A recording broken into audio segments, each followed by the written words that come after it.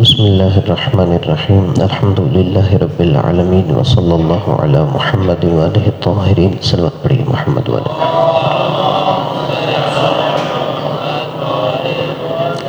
اما بعد فقد قال اللہ سبحانہ وتعالی فی کتابہ المجید بسم اللہ الرحمن الرحیم والذین هم للزکاة فاعلون.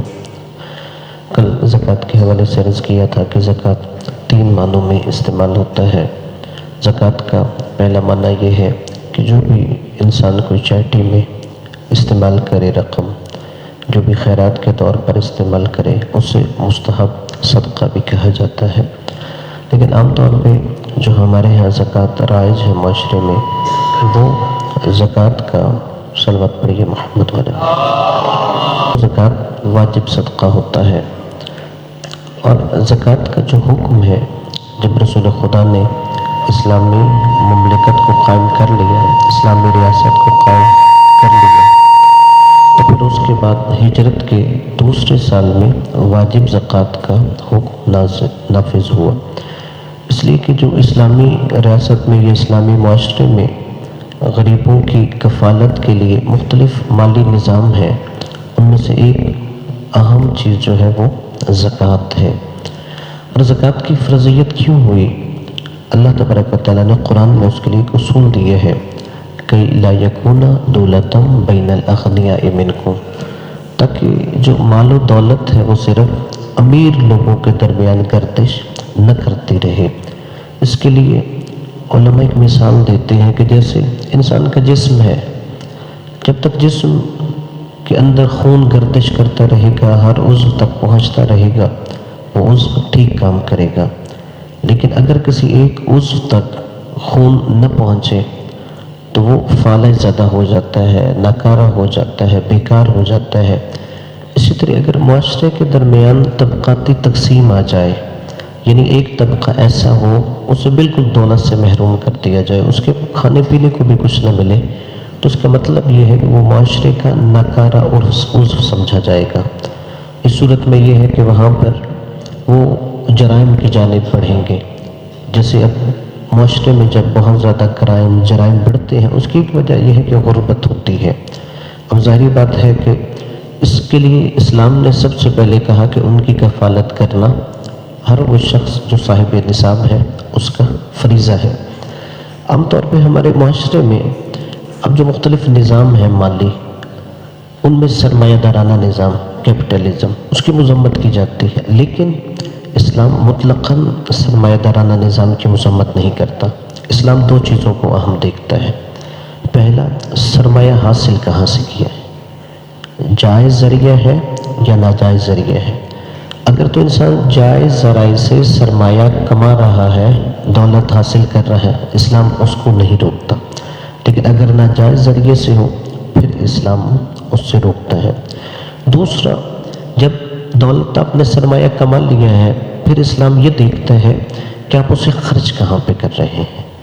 اگر آپ اسے حلال چیز پہ خرچ کر رہے ہیں، اسلام پھر بھی نہیں روکتا. اگر اس کے اندر آپ کے اوپر جو مالی واجبات ہیں آپ وہ ادا کر رہے ہیں، اسلام پھر بھی اس کی مذمت نہیں کرتا. اور اس کے لیے زکوٰۃ 2 ہجری میں فرض ہوا، ہجرت کے دوسرے سال یہ حکم. جیسے پہلے بھی عرض کیا تھا کہ یہ سابقہ امتوں میں بھی تھا. جناب عیسیٰ علیہ السلام نے کہا وَأَوْصَانِي بِالصَّلَاةِ وَالزَّكَاةِ مَا دُمْتُ حَيًّا، کہ جب تک میں زندہ ہوں مجھے نماز اور زکوٰۃ کی تلقین کی گئی ہے. اسی طرح جناب اسماعیل علیہ السلام نبی کے بارے میں ہے، کانا یأمر اہلہ بالصلاۃ والزکاۃ، کہ وہ اپنے گھر والوں کو نماز اور زکوٰۃ کی تلقین فرمایا کرتے تھے. اور قرآن مجید میں 28 مقامات پہ زکوٰۃ کی بار بار تلقین کی گئی ہے. اب جو واجب زکوٰۃ ہے وہ فقہ جعفریہ میں 9 چیزوں پہ واجب ہوتی ہے. اس میں جو 9 چیزیں ہیں، سب سے پہلے جو گندم ہے، جو ہے، کھجور ہے، کشمش ہے، سونا ہے، چاندی ہے، گوسفند ہے یعنی گائے، بھیڑ اور بکری وغیرہ.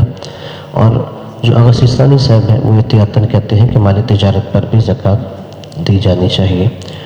اور اس میں یہ کہ لیکن ہر ایک کے لیے نصاب ہے. ایسا نہیں کہ جس کے پاس تھوڑی سی بھی گندم ہے اس کے اوپر واجب ہے، نہیں. 847 کلو گرام ہوگی کم از کم تو پھر زکوٰۃ واجب ہے. پھر اس میں بھی فرق کیا جاتا ہے کہ آیا وہ کس چیز سے سینچی گئی ہے، یعنی بارش کے پانی سے وہ کھیتی تیار کی گئی ہے یا اس کے لیے کوئی ٹیوب ویل آپ نے لگایا ہے یا پانی کا کوئی اور ذریعہ استعمال کیا گیا ہے، اس لیے پھر 10ویں اور 20ویں حصے میں فرق کیا جاتا ہے۔ پھر سونے چاندی کی بھی شرائط ہے کہ وہ سکہ ہو رہا ہے جو وقت، یعنی اس کے ذریعے لین دین ہو رہا ہوتا ہے تو پھر واجب ہے۔ جو عام طور پہ زیورات استعمال ہوتے ہیں اگر وہ کسی کی حیثیت سے زیادہ ہے تو ان پہ خمس واجب ہوتا ہے، زکوٰۃ واجب نہیں ہوتی۔ اسی طرح جیسے گوشت فند ہے اس کا بھی نصاب ہے کہ یعنی اگر اونٹ ہے تو کم از کم 5 ہونے چاہیے، اگر بھیڑ ہے یا بکری ہے وہ بھی کم از کم 40 ہونی چاہیے، تو پھر یہ پہلا نصاب ہوتا ہے۔ اور اس کے لیے پھر اللہ نے مختلف مصارف یعنی خرچ کہاں کیا جا سکتا ہے، وہ بھی سورہ توبہ میں آیت ہے، انما الصدقات للفقراء والمساکین والعاملین علیہا والمؤلفۃ قلوبہم والغارمین، یعنی فقراء ہے، مسکین ہے، اسی طرح جن کو مال زکوٰۃ پہ اسلامی مملکت کی طرف سے اکٹھا کرنے پر معین کیا گیا ہے، ان لوگوں کو زکوٰۃ دی جائے۔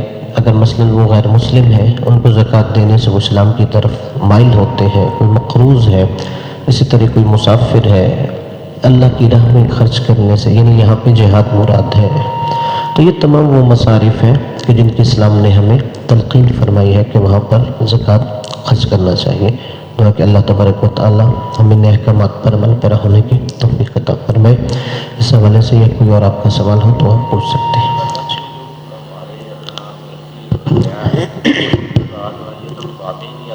جی، اس میں یہ ہے کہ ان کا سوال یہ ہے کہ جو ہمارے ہاں لین دین میں روپیہ استعمال ہوتا ہے کہ وہ تو زکوٰۃ میں نہیں آتا۔ ہاں جی، اس میں یہ ہے کہ ہمارے ہاں جیسے میں نے عرض کیا ہے کہ سونا چاندی زکوٰۃ واجب ہے جب اس سے لین دین ہو، چونکہ اسلام جو کرنسی کے حوالے سے ایک نظریہ دیتا ہے کہ کرنسی ایسی ہونی چاہیے جس کی اپنی ذاتی ویلیو ہو، ذاتی حیثیت ہو۔ اب مثلاً یہ میرے پاس جو ایک کاغذ کا ٹکڑا ہے، کہا جی اس کاغذ کے ٹکڑے کی قیمت 100 روپیہ ہے، اس کاغذ کے ٹکڑے کی مالیت 500 ہے، اس کی 5000 ہے، کیا اس کاغذ کے ٹکڑے کی اپنی ذاتی ویلیو ہے 5000؟ نہیں ہے۔ اس لیے کہ اگر آج حکومت اعلان کر دے کہ ہم 5000 کا نوٹ ختم کر رہے ہیں، اس کے بعد اس کی ایک ردی کی حیثیت ہوگی۔ اب ظاہری بات ہے کہ ردی سے زیادہ اس کی کوئی حیثیت نہیں، اور اسلام کہتا ہے کہ جیسے درہم دینار ہے، درہم چاندی کا تھا، دینار سونے کا تھا، اگر کرنسی ختم بھی ہو جائے سونے کی اپنی ویلیو موجود ہے، چاندی کی اپنی ویلیو موجود ہے۔ لہٰذا اسلام کہتا ہے کہ اگر تو کرنسی سونا اور چاندی لین دین کی صورت میں ہو پھر اس پر زکوٰۃ واجب ہوتی ہے۔ اور یہی وجہ ہے کہ جیسے ضیاء کے دور میں وہاں پر زکوٰۃ جب حکومت نے کہا کہ ہم زبردستی بینکوں سے کاٹیں گے، وہاں پہ ایک مسئلہ یہ بھی تھا کہ نوٹ پہ جو کہ زکوٰۃ واجب نہیں ہے، اس لیے وہ کہتے ہیں جب اس پہ نوٹ پہ ہمارے نزدیک زکوٰۃ واجب نہیں ہے تو کیسے کاٹی جائے گی۔ اور دوسرا یہ بھی ہے کہ زبردستی کسی کی زکوٰۃ نہیں کاٹی جا سکتی، صرف یہ نبی کو حق حاصل ہے یا امام کو حق حاصل ہے، وہ کسی کو کہے میں کسی کے مال سے زبردستی زکوٰۃ جب وہ صاحب نصاب ہے لینا چاہتا ہوں، اس کے علاوہ کسی کو یہ اختیار حاصل نہیں ہوتا۔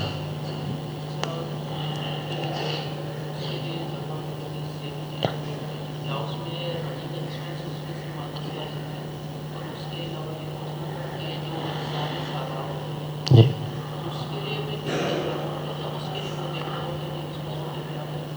ٹھیک ہے، یعنی خمس کے حوالے سے ان کا ہے کہ مثلاً اگر ہم کسی رقم سے خمس نکالنا چاہتے ہیں، وہ کہتے ہیں جو رننگ ایکسپینسز ہیں کہ وہ ہم اسے وہاں سے نکال لیں گے۔ ہاں جی ظاہری بات ہے، ہم اپنے اخراجات نکالنے کے بعد پھر خمس دیں گے۔ مثال کے طور پہ اگر مہینے میں کماتا ہوں مثلاً 20,000 روپیہ اور میرے اخراجات ہیں 15,000 روپیہ، تو اس کا مطلب یہ ہے کہ 15,000 میرے اخراجات کے بعد 5,000 روپیہ مجھے بچ جاتا ہے، تو اس 5,000 پہ خمس ادا کرنا واجب ہوگا۔ اور اس کے لیے یہی بہترین طریقہ ہوتا ہے کہ انسان سال بھر کا حساب کرے۔ مثال کے طور پہ یکم رمضان کو آج میرے پاس کتنے پیسے ہیں، اور اگلے سال پھر میں دیکھ لوں اس پورے سال میں آیا مجھے پروفٹ زیادہ ہوئی یا میرے پہلے سے کم ہے۔ اور یہ ان کا سوال ہے کہ جو سہم سادات ہے، اب دیکھیے غیبت امام میں، کیونکہ خمس کے دور سے کیے جاتے ہیں سہم امام سہم سادات، غیبت امام میں جو زیادہ تاکید ہے وہ سہم سادات کی ہے، یعنی چونکہ سادات کی کفالت کے لیے خمس واجب کیا گیا ہے، اور سہم سادات کے لیے کسی کی اجازت کی ضرورت نہیں ہوتی۔ اس کے لیے آپ کی اپنی ذمہ داری ہے آپ خود معاشرے میں سادات تلاش کریں اور ان سادات کو خود آپ پہنچائیں۔ اگر آپ یہ سمجھتے ہیں کہ جی میں نے تو مولوی صاحب کو دے دیا، میری ذمہ داری ادا ہو گئی، نہیں، کوئی خمس میں سہم مولوی کے نام سے چیز نہیں ہے، اور نہ ہی کوئی روایت اس میں موجود ہے کہ آپ اس کے لیے کسی کی اجازت لیں گے یا آپ نے اس کو جا کے دینا ہے۔ یہ آپ کی ذمہ داری ہے کہ آپ خود اپنے معاشرے میں ضرورت مند، مستحق، غریب سادات، بیوائیں، یتیم سادات تلاش کریں اور ان سادات کو جا کے پہنچائیں۔ اور اس کے لیے مکلف کی ذمہ داری بھی یہی ہونی چاہیے۔ بس اوقات ہم اپنی اوپر سے وہ ذمہ داری اتارنے کے لیے جا کے کسی ایک مسجد میں دے دی یا مدرسے میں دے دیا یا مولوی صاحب کو دے دیا کہ جی آپ سہم سادات جو ہے رکھیے، نہیں، جو معاشرے کے جو غریب سادات ہیں وہ کیوں نہیں غریب سے غریب تر ہوتے ہیں؟ اس لیے ان کا حق دیا ہی نہیں جاتا۔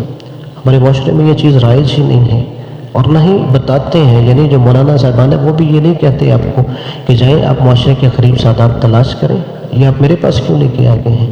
یہ تو ان غریب سادات کا حق ہے۔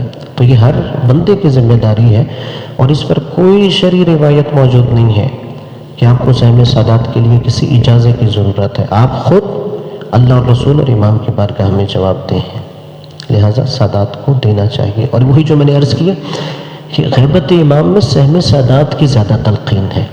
بعض ایسے بھی روایات ہیں جس میں سہم امام کی معافی کی بھی گنجائش ملتی ہے، اگرچہ انسان کو دینا چاہیے، جیسے اکثر فقہاء کی رائے یہ ہے کہ وہ بھی واجب ہے، اور بعض اگرچہ اخباری کہتے ہیں کہ سہم امام کی معافی کی بھی روایات موجود ہیں، لیکن سہم سادات میں معافی کی گنجائش نہیں ہے، کہ جو غریب سادات ہیں ان کا حق ہمیشہ دینا ہم پہ واجب اور فرض ہے۔